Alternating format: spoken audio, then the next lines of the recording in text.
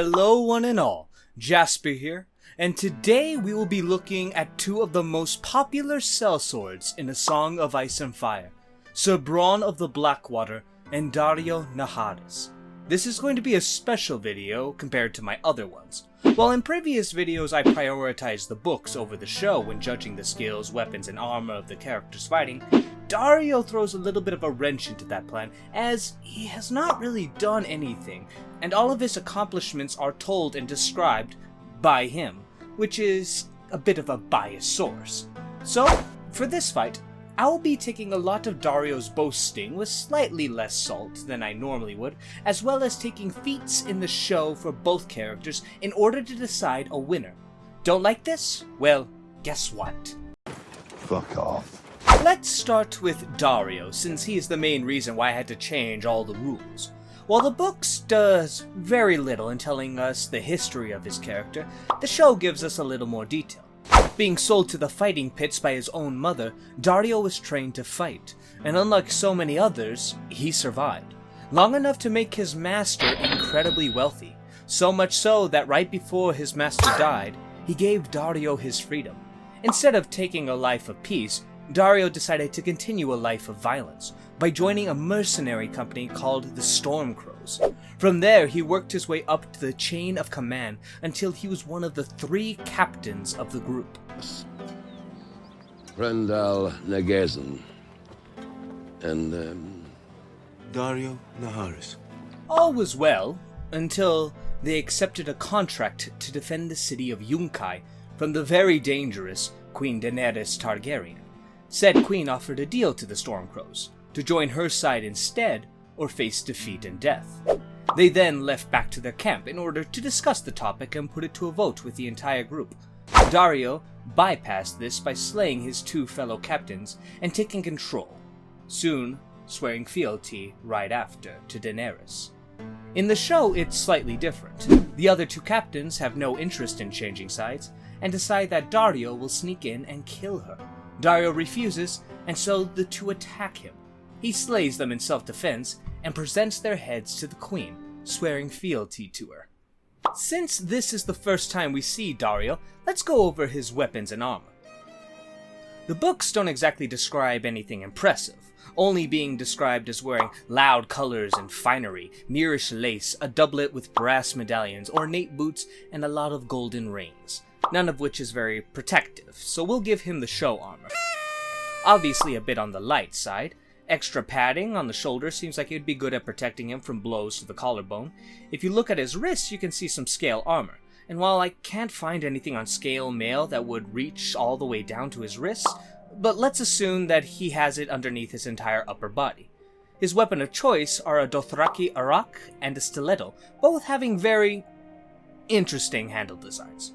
For show-only watchers though, don't let the show version of the Arak fool you. The book design is actually more like a scimitar, but even more curved, which would be far more effective on horseback than this Kopesh wannabe. Getting back to the book, it's very light on detail. He boasts about killing more men than stars in the sky, mentions slaying a subordinate who tried to convince him to betray his new queen, and is wounded by a crossbow across the temple while fighting her battles. Show Daario, it's a very different story. Assisting Grey Worm and Jorah in sneaking into the city of Yunkai, he quickly cuts down 2 guards before they could raise the alarm with minimal effort. Not incredibly impressive, but it seems to matter little as the 3 warriors are suddenly surrounded by the Yunkish guards. The battle quickly takes place, and Daario fights side by side with Grey Worm and Jorah, cutting down several of them and opening the gates so that the army can flow in and take the city easily. Next time we see Daario after he had some extensive plastic surgery done to him. And his next impressive combat feat would be fighting against the Marine Champion, a task that originally was given to Strong Belwas in the book. He handles this champion, who chose to stay on horseback, incredibly easily, throwing his stiletto at the steed, causing it to fall down, dismounting the champion, who can't even get up from the ground before Daario removes his head with a single stroke of his blade. Not a lot of fights or battles happen afterwards. He He fucks the queen, yada yada yada, finds a couple of spies and terrorists, yada yada yada, executes an idiot, yada yada yada. Once we make it to the fighting pits, we get to hear Daario speak on his fighting style a bit, and I think it's best to let him explain how he was able to survive the fighting pits himself. Have you ever tried to kill another man who was trying to kill you? Whenever I got into the pit against a beast like that one, the crowd saw me, all skin and bone back then. Then they saw a pile of angry muscles ready to murder me. They couldn't get their money out fast enough. But the pile of angry muscles never had any muscles here. Or here. Pretty reasonable words, but things are rarely ever that simple. Whenever I saw a beast like that one standing across from me, making his beast faces, I knew I could rest easy.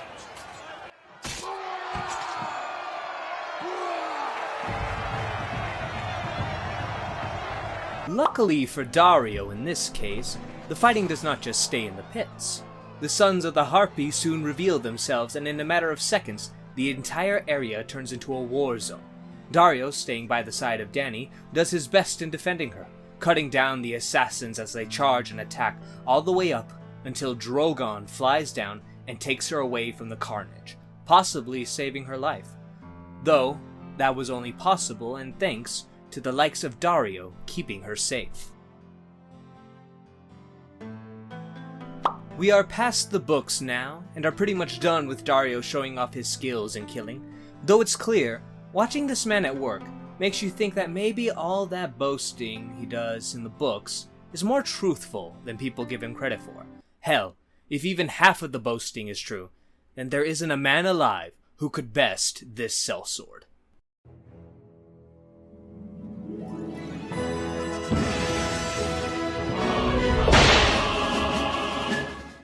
Bronn of the Blackwater, in both the books and show, is depicted as an incredibly skilled fighter who has plenty of experience. Like Daario though, the only history we know about him is through the show, which isn't much.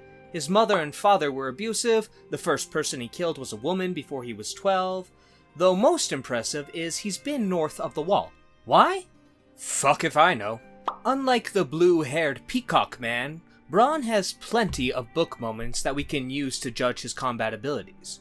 We first meet Bronn when Tyrion is being arrested by Catelyn Stark on grounds of suspicion of attempted murder.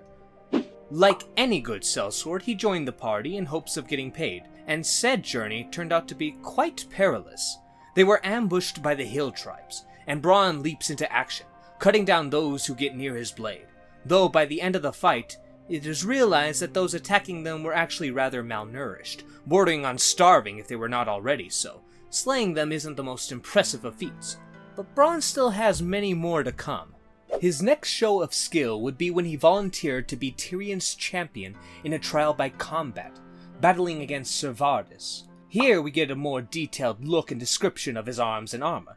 His choice of armor being black oil's ringmail over boiled leather, a round steel half-helm with a nose guard, and a mail coif to keep his neck safe. His choice of weapons being quite similar to his fellow sellsword, wielding a longsword in one hand and a dirk in another. His opponent, Ser Vardis, by comparison, was far more heavily armored, wearing plate armor and wielding a longsword and shield. Bronn does his best to use his speed to his advantage, waiting for his moment until he is able to get a single, decisive strike against the knight's elbow. The pain and blood loss caused the knight to get slower and slower. Bronn, noticing this, goes on the offensive, and attacks him with a flurry of blows, though the plate still made it difficult to deliver a killing blow, and the knight was still mobile enough to defend the attacks with his shield. That is, until Bronn slipped behind a statue and pushed it onto Ser Vardis.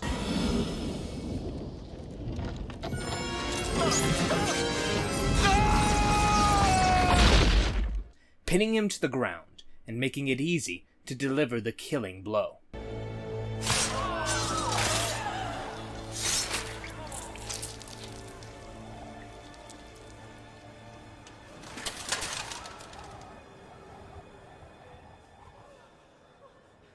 Next, we jump to the Battle of the Green Fork, and while we sadly don't get to see this depicted in the show, it's quite the bloody battle.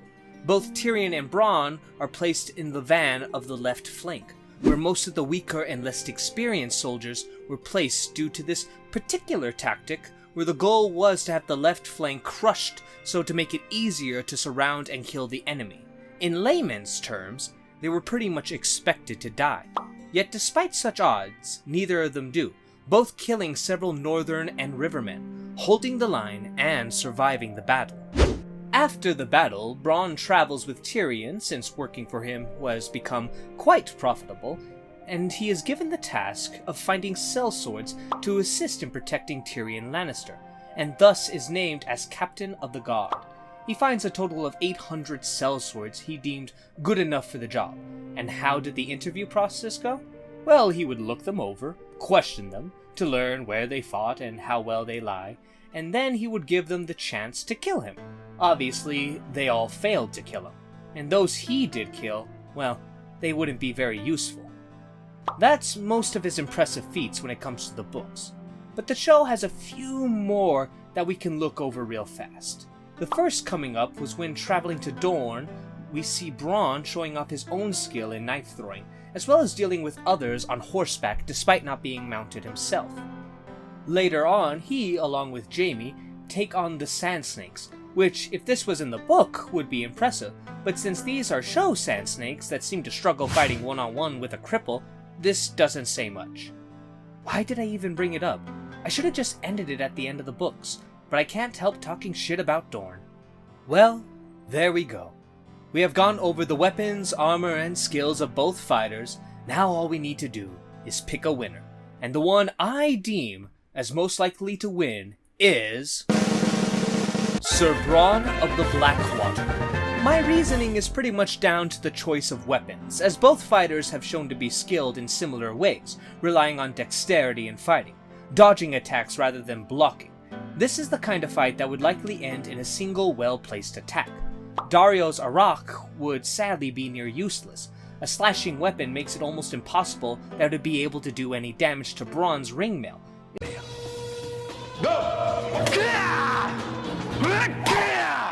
So besides a few nicked chainmail rings, there's absolutely no damage here.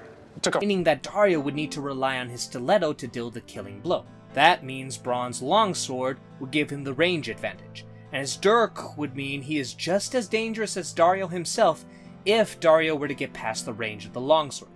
It does not help that Daario does not have a helmet, which makes sense. If you dyed your hair like that, would you risk helmet hair? Well, you should, because then you'd be less likely to die. I was being generous in giving Daario the scale mail. However, a weakness to scale mail is upward thrust. Major drawbacks of scale. Anything that comes in from underneath can actually slip through any rising thrust, which Bronn's longsword is more than capable of doing. Everything else Daario is wearing is pretty much useless. Bronn's boiled leather would be a very good cushion against the Arak, making it even more useless than it already is. But it would do very little if Daario were to make it past the sword and drive his stiletto through the chainmail and leather. Both fighters can be deadly, attacking from a distance, but should Daario miss, then he has given up the only weapon he has that could get past Bronn's defenses, whereas Bronn would still have his longsword.